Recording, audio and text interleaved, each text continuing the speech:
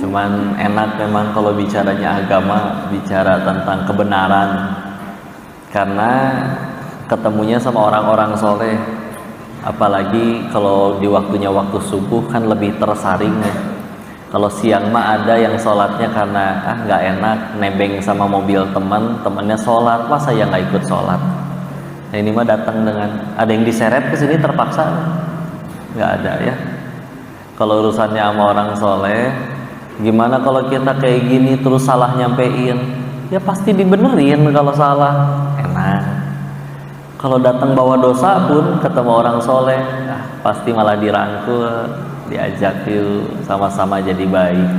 Ya, dikatain Allah ngaji, soalim, ngaji bukan tanda orang alim, tanda orang pengen jadi alim. Nah, udah kayak gitu. Ya, bisa jadi enggak? Ya nggak tahu. Allah tolong jadi, Allah nggak tolong, ya namanya hamba. Syukur berikhtiar aja. Ya.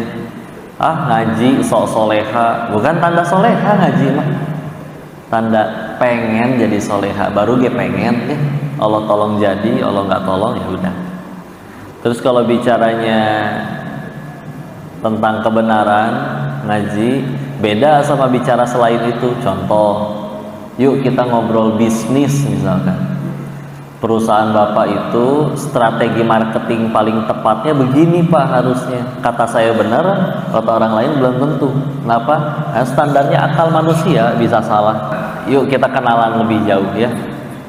Yang sebetulnya insya Allah udah pada tahu, tapi biar terbangkitkan kekagumannya kepada beliau, kita mulai aja dari pendapatnya Imam Malik bin Anas, gurunya Imam Asy-Syafi'i rahimahullah. Beliau punya satu nasihat yang kalau kita maknai, siapapun, kapanpun, dimanapun, kalau pengen jadi hebat atau membuat generasi jadi hebat, jadi baik, mustahil kata beliau, kecuali cuma satu caranya. Bagaimana caranya? Dengan cara sebaik-baik manusia mendidik sebaik-baik generasi. Siapa sebaik-baik manusianya? Ya Rasul ya. Dan siapa sebaik-baik generasi? Yang dibimbing langsung oleh Rasul. Apalagi memang di hadis-hadis sahih juga ya, zaman yang terbaik, kurun yang terbaik, kurun waktu yang terbaik adalah zaman. Lalu selanjutnya, setelahnya, lalu setelahnya ya. Sebagian akhirnya menyebutkan jadi yaitulah generasi solih yang terdahulu ya. Orang-orang yang lahir di bawah tahun 200 Hijriah. Ya, ini keren pendapatnya. Karena kadang kita gampang silau. Oh, ternyata kata peneliti di Jepang minum tuh memang bagusnya sambil duduk, karena nanti dia ginjalnya itu katupnya ya bla bla bla lah ya. Sedangkan Nabi udah ngelakuin dari 14 abad yang lalu. Ya, cuman karena kita tidak kenal, tidak kagum dengan beliau, jadi kurang ya. Nah ini kita bicara tentang manusia yang paling berkah. Bicaranya berkah ya di dalam Islam, karena waktunya beliau udah sama, seharinya 24 jam, kita juga 24 jam.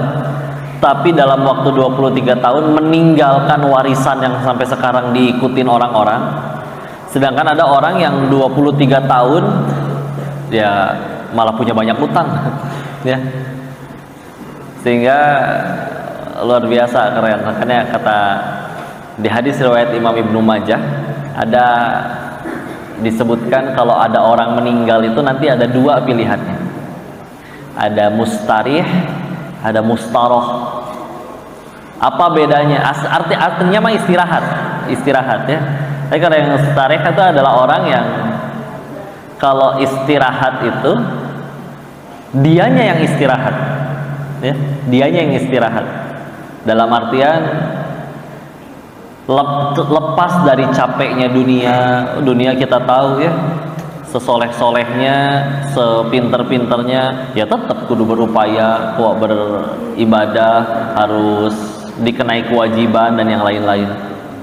Anggaplah Bapak punya uang, terus akhirnya bisa beli rumah berikut furniturnya, dan bahkan bisa bayar orang untuk gotong-gotongin barangnya, tetap aja harus ada repotnya, ngaturin, geserin ya, capek. Dan ketika meninggal orang yang salih ya dia yang istirahat, sudah tenang. Tapi jenis yang satu lagi adalah selain dirinya yang istirahat, kata Nabi. Jadi gunung istirahat, alam istirahat, orang-orang lain beristirahat, karena ya hidupnya sejauh ini saking gak jadi manfaatnya. Bahkan ngapunten ya, ada orang yang meninggal tuh sampai ada yang keceletuk gitu. Alhamdulillah mati juga itu orang. Saking lisannya mungkin selalu menyakiti, perbuatannya tidak menyenangkan, kehadirannya tidak diinginkan, ya. Padahal sama ya, seharinya sama-sama 24 jam, ya. Tergantung kita kan mau dipakai untuk apa. Ada yang benar-benar dirindukan gitu, saking baiknya, benar-benar jadi berkah, jadi manfaat. Dan itulah Islam ya, rahmatan lil alamin. Tapi kadang ada orang yang nggak peduli orang lain, yang penting aku saja. Jadi akhirnya mau nggak mau zolimin orang, tidak adil kepada orang, jadi akhirnya tidak disukai. Ya, itu cara tentang Nabi. Karena waktu pulang dari Thailand dengan bertobat dari yang dilakukan di sana, terus waktu awal-awal ngaji juga ada, tentu kita temuin kajian sirah di mana-mana ya. Dan di setiap kitab sirah juga dijelasin gimana sih kondisi Nabi waktu itu, tempat dakwahnya. Salah seorang guru kami dengan tegas mengingatkan, punten ya, jangan bandingin orang Arab zaman itu sama zaman sekarang. Wah, orang Arab zaman sekarang mah minimal lisannya aja itu fasih luar biasa. Di saat itu ya adanya syair-syair doang ya, ayat Al-Qur'an juga belum turun ya. Kondisinya seperti apa? Walaupun masih ada Ka'bah di situ, tidak kurang dari 360 patung berhala ada di sekelilingnya. Perbudakan merajalela, wanita bisa dijadiin kado, Bu. Ulang tahun temennya nih milad, dikasihnya perempuan ya. Anak kecil kalau lahir bayi perempuan, kita tahu ya, sampai turun surat At-Takwir ayat 9, bi ayyi dzambin qutilat, atas dosa apa saya dibunuh. Di kitab tafsirnya Buya Hamka Al-Azhar, beliau mengutip pendapat Abdullah ibnu Abbas yang bercerita, karena di zaman itu banyak istri-istri kalau ngelahirin disuruh ngelahirin di kebun, Bu, depan rumah. Karena sudah ada tanah yang sudah digali, kalau keluarnya bayi perempuan langsung nyemplung ke tanah tersebut yang udah digali, dikubur hidup-hidup. Sehingga nanti ia bertanya kepada Tuhannya, saya tuh dosa apa baru juga lahir udah dibunuh, bi ayyi dzambin qutilat ya. Jadi punya anak perempuan, bayi perempuan dianggap aib, naudzubillah. Gampang marah, tersinggung dikit bisa nggak cuman berantem, perang antar kabilah ya. Dan terbelakang, tempatnya nggak enak, gersang, jauh kemana-mana ya. Kalau bukan karena dulu akhirnya Allah pilih menjadi tempat di situ keluarnya air Zam-Zam, dan akhirnya dijadikan tanah haram. Lalu Nabi Ibrahim alaihissalam beserta putranya Ismail alaihissalam membangun Ka'bah di situ. Dulunya bener-bener kosong, nggak ada apa-apa ya. Kalaupun sekarang ada yang udah ada yang pernah ke sana, kita tahu nyamanan di sini insya Allah, Pak. Sepanas-panasnya Surabaya tidak sepanas di sana, Pak, demi Allah. Ya, keadaan Madinah. Ya. Dan kondisinya seperti itu, tidak nyaman, orang-orangnya juga seperti itu. Tahu-tahu manusia pilihan ini, Muhammad SAW, dapat tugasnya ngajarin tauhid ke seluruh dunia. Tempat mulai ngajarin tauhidnya di tempat yang termasuk paling tidak bertauhid sedunia ya. Sehingga seolah-olah dapat tugas, dapat PR menyampaikan kepada semua orang, hey, kalian semua teh salah ya, yang kalian sembah tuh salah, yang benar satu doang, Allah. Kabisilah. Ya mulainya dari situ. Dan pertama kali nyampein, yang percaya cuma 4 orang, istrinya, sahabatnya 1, seumuran 2 tahun lebih muda, sama anak kecil 2 orang ya. Tiba-tiba dapat perintah ngajarin tauhid di tempat paling tidak bertauhid, meskipun tadinya mereka juga ngomongin, Nabi kan awal-awal dakwah itu kan karena dikenal sebagai Al-Amin dari sebelum jadi Nabi juga, maka ketika ngumpulin orang ingin menyampaikan risalahnya untuk mulai berdakwah, bahasanya kan cantik, Masya Allah. Udah kumpul orang disampaikan. Kalau bahasa kitanya ya, ngapunten semuanya, kalau saya bilang di balik bukit itu ada musuh mau nyerang kita. Kalian percaya nggak? Semuanya berkata, kalau engkau yang berkata, kami percaya. Seumur-umur kami nggak pernah lihat engkau dusta, tidak amanah, berkhianat. Kami nggak pernah lihat itu. Ya, kami percaya kalau kamu yang bilang. Oke, terima kasih. Maka punten sekarang saya sampaikan, ilah, sesembahan Tuhan cuma satu, Allah Azza wa Jalla. Wah, nggak terima, Insya Allah. Karena kalau diakui, terutama yang pada punya posisi ya di masyarakat, ya itu sama aja mengakui kami salah. Jemaah kami pindah semua ke dia. Oh, repot kalau kayak begitu. Ya, udah terlampau melekat itu, dianggap sebagai tokoh, dimuliakan oleh orang-orang, terlalu dinikmati sehingga akhirnya nggak mau dilepas. Makanya lebih mudah yang nerimanya yang memang ya penggembala kambing, ya, oh masuk ke akal saya, bisa diterima ajarannya, masya Allah, ya udah, ikut, nggak mikirin aduh gimana follower saya dan yang lain-lain. Ya, jadi diakui benar-benar. Bahkan mereka sendiri berkata, kalaupun nanti harus ada nabi lagi, maka kayaknya satu-satunya manusia yang layak itu adalah Muhammad saja, ya. Dan akhirnya benar dipilih sama Allah. Kondisinya seperti itu. Di tempat seperti itu, dan ini kita nanti akan bandingin before afternya ya.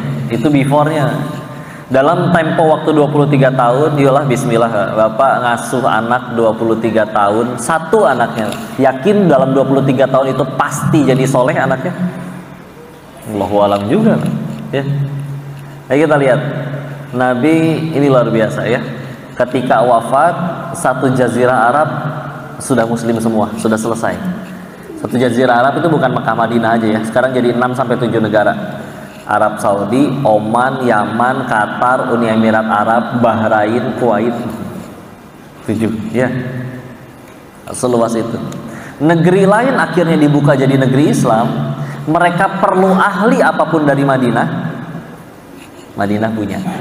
Nggak cuma guru ngaji, nggak cuma ahli Al-Quran. Mau cari apa? Ahli pertanian, ahli bangunan, arsitektur, lengkap semua ada. Ya. Ini bukti Nabi itu ngedorong jangan sholat di masjid udah begitu terus tanpa ada kegiatan yang lainnya, enggak, ya.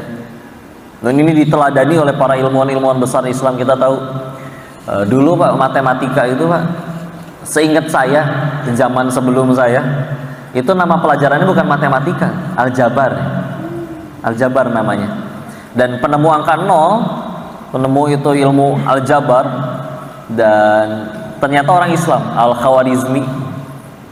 Beliau punya kitab bukan buku ngaji sebetulnya, buku matematika. Tapi perhatikan mukodimahnya Pak, untuk apa? Ketika dijelaskan oleh guru kami tentang siapa Al-Khawarizmi, beliau pernah baca, Ustadz Budi Asari, buku tentang ininya, tentang buku matematika tersebut. Mukodimahnya adalah, aku membuat kitab ini, buku matematika ini, ya, buku tentang cara menghitung ini untuk memudahkan syariat Islam, ngebantu umat dalam misalkan contoh hukum waris. Ya tahu ya, jatah warisan itu laki-laki 2 bagian dan perempuan 1 bagian. Jadi misal Bapak punya anak 3, 1 laki, yang kedua laki, yang ketiga cewek, punya uang 100 juta. Berarti kan dibagi jadi 5 bagian dulu, 2, 2, 1. Setelah jadi 5 bagian, maka 1 bagiannya kan berarti 20 juta. Terus anak laki-laki dikasihnya 2 kali bagian, 20 tambah 20. Jadi anak pertama dapat 40, anak kedua dapat 40, yang laki anak perempuan dapat 20. Nah, jadikan notasi matematika biar gampang Pak. 2x tambah 2x tambah x sama dengan 100. Berapa x-nya? Berarti itu 5x sama dengan 100. X sama dengan 100 bagi 5, 20. Aljabar bukan? Matematika. Nah, yang nemuin Al-Khawarizmi ilmu itu untuk memudahkan orang ngitung hukum waris. Diniatkannya untuk itu. Ahli matematika, beliau bukan ahli tafsir, bukan ahli hadis, bukan. Tapi ahli berhitung soleh, jadinya kayak begitu ya. Tujuannya sampai kayak begitu. Keren, Masya Allah. Dan generasi yang dihasilkan seperti itu. Disebutkan lagi bahkan dari 120.000 itu ada 2.000 di antara 120.000 itu 2.000 orang punya kemampuan kepemimpinan dengan skala dunia. Sampai penulis kitabnya tadi, Dr. Munir Ghotban, itu menyebutkan 1 dari 2.000 sahabat itu ada di dunia sekarang, dunia tentram, berani sesumbar kayak gitu ya. Di kitab lain, kitab Ar-Rasul Al-Mu'alim, Nabi sebagai seorang pendidik, beliau musannifnya menyebutkan kalau Rasul itu tidak ada mukjizat yang lain, contoh bahkan Al-Quran tidak turun kepada beliau, tapi jumlah sahabat yang 120.000 itu, kalau cuma itu saja yang beliau tinggalkan, itu tetap cukup menurut beliau untuk menobatkan beliau sebagai nabi terbaik. Karena gimana Pak? 23 tahun. Waktunya sehari sama-sama 24 jam. Beliau seorang suami juga, seorang ayah juga, seorang imam juga, seorang pebisnis juga. Meninggalkan warisan 120.000 orang yang bukan mereka masuk ke satu negeri tersebut mempengaruhi mereka, tapi satu sahabat masuk ke satu negeri bisa mempengaruhi satu negeri. Itu gimana cara ngedidiknya? Ya, seberkah-berkahnya manusia soalnya, ya, kondisinya seperti itu. Dan itulah dia Rasul kita yang mulia, Rasulullah Muhammad SAW. Ya, kita ambil mau dari sudut pandang, misalkan beliau sebagai seorang pendidik ya, maka ini bisa diaplikasikan baik sebagai orang tua ke murid, guru ke murid, atasan ke bawahan. Maka pilar pendidikan di dalam Islam kalau dirangkumkan, dikumpulkan, mengerucut hanya kepada 2 saja. Apa itu? 1, doa. 2, keteladanan. Ulangi, 1, doa. 2, keteladanan. Doa, gimana bicara tentang doa? Misal kita ambil contoh Imam Asy-Syafi'i rahimahullah. Atas seizin Allah, orang yang belajar kepada beliau, gak cuma anak-anaknya, tapi juga murid-muridnya, pada jadi sukses semuanya, orang hebat semua. Apa salah satu kelebihannya beliau? Beliau kalau bangun tahajud nggak berdoa untuk dirinya, tidak, tapi untuk orang lain. Pertanyaan selanjutnya waktu itu ditanya, ntar dulu, kenapa jadi tahajud? Maka yuk kita tanya balik, apa bedanya Nabi sama Rasul, Pak? Bedanya Nabi sama Rasul? Nabi dapat wahyu dari Allah, tapi ya untuk dirinya, tidak untuk disampaikan ke orang-orang. Rasul dapat wahyu dari Allah, tapi diperintahkan menyampaikan kepada umat. Waktu Iqra bismi rabbikal ladzi khalaq turun, itu Muhammad SAW jadi nabi atau rasul? Ayat 1 sampai 5. Nabi, betul ya. Kenapa? Ayat 1 sampai 5 belum ada perintah untuk menyampaikan kepada umat. Kapan berarti jadi rasulnya? Enggak lama. Setelah itu akhirnya pulang kan. Terus akhirnya turun surat ke-74 Al-Muddatsir ayat 1 sampai 7. A'udzubillahi minasyaitonirrajim. Bismillahirrahmanirrahim. Ya ayyuhal muddatsir qum fa'anzir wa rabbaka fakabbir wa thiyabaka fatahhir warujza fahjur wa la tamnun tastakthir wa li rabbika fasbir. Ayat kedua, qum, bangkit, fa'anzir, berikan peringatan. Nah, udah turun, disuruh nyampein. Tapi ternyata sebelum turun surat Al-Muddatsir, turun ada satu surat lagi sebelumnya, yaitu surat 73-nya Al-Muzammil. Apa perintahnya di surat Al-Muzammil? Bismillahirrahmanirrahim. Ya ayyuhal muzammil qumil laila illa qalila nisfahu aw yanqus minhu qalila aw zid 'alaihi wa rattilil qur'ana tartila.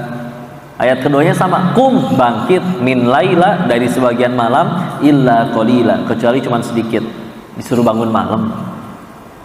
Kapan bangunnya? Nisfahu, setengahnya. Kadang, oke, kok kita sepakat ngikutin Nabi, kita beda tipis tapi ya. Contoh beda tipisnya, Nabi tengah malam sudah bangun, kita tengah malam masih bangun. Ya tipis lah ya. Tapi efeknya luar biasa bedanya ya. Awin kuspinhu kolila, atau kurangi sedikit. Disuruh apa? Bangun tengah, seorang nabi disuruh bangun tengah malam, kira-kira disuruh sholat ya. Atuh, nggak mungkin ngeronda. Dan ini jauh ya, jauh sebelum Isra Mi'raj. Berarti sebelum yang 5 waktu. Nabi lebih dulu disuruh tahajud dengan beban tugas nyampein ke satu dunia tentang tauhid, di tempat paling tidak bertauhid, yang percaya di awal cuma 4 orang, tahu-tahu dapat tugas kayak gitu, minta petunjuk dari Allah. Yang pertama kali disuruh, bangun kamu sholat malam, tahajud ya. Sehingga dulu kayak Haji Arifin Ilham almarhum di Azikro Sentul Bogor, beliau nyebutin orang ahli tahajud itu Allah akan turunkan yang namanya haibah jalaliyah. Apa itu? Pada bertanya kepada beliau, haibah, rasa cinta, rasa kasih sayang yang datang dari keagungan Allah. Sehingga dengan akhirnya dia, contoh beliau kasih contoh kayak gini, 2 orang ngomong hal yang plek persis sama, tapi yang satu ahli tahajud, yang satu nggak pernah tahajud. Allah bisa jadikan, kok orang, saya pengen ngamalin ucapan orang itu ya, yang ahli tahajud, meskipun kita nggak tahu dia malamnya tahajud apa enggak, tapi Allah punya kuasa ngegerakin hati yang mendengar. Kok ucapan orang itu saya pengen amalin ya. Saya sering loh denger loh nasihat itu dari lisan-lisan lain, di kajian lain, tapi kok kalau yang ngomong beliau masa iya ya, pengen ngamalin, ini enak gitu ya. Allah mungkin menurut Pak Kiai waktu itu bisa jadi dia seorang ahli tahajud. Tapi ternyata pendidikan dalam Islam itu, pinter itu bisa dibilang cuman bonus atau cuman efek samping, bukan tujuan nomor 1. Tujuan nomor 1-nya kita bisa lihat ke surat 62 Al-Jumu'ah ayat keduanya. Al-Jumu'ah ayat kedua, huwallazi ba'atha fil ummiyina rasulan minhum yatlu 'alaihim ayatihi wa yuzakkihim. Dialah Allah yang menurunkan ya. Nah, Rasulullah minhum yatlu ba'atha fil ummi, diturunkan ini seorang nabi rasul ini ke kaum yang ummi, nggak bisa baca tulis, untuk membacakan ayat-ayatnya, wa yuzakkihim, untuk menyucikan mereka. Oh, jadi ternyata tujuan pendidikan untuk di dalam Islam menyucikan jiwa. Nanti silakan Pak kalau coba nyari sekolah, lihat visi misinya. Kalau sekedar mencerdaskan, punten ya. Kalau sekedar bikin cerdas, punten, sekolah yang non muslim juga bisa insya Allah bikin cerdas, bikin pinter ya. Tapi ya kita mah nggak pernah kekurangan orang pinter. Demi Allah akan selalu terlahir orang-orang yang dari lahir udah pinter, IQ tinggi. Cuman kan ya akhirnya jiwanya nggak bersih, ya gimana cerita ya.